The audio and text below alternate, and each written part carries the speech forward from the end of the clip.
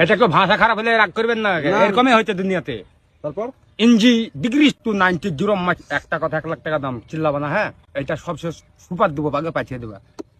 19 degree 90 মাস পাঁচ কামাল কে মাস পর অ্যাংলাইট জ্যাকটন match, মানে মরে গেলে কোনো দাম থাকবে না। জিবিস টু মানে বেঁচে থাকলে অনেক ইনকাম করবেন। জিবিরিশ 90 মাস পাঁচ কামাল কে ফেরিস পক।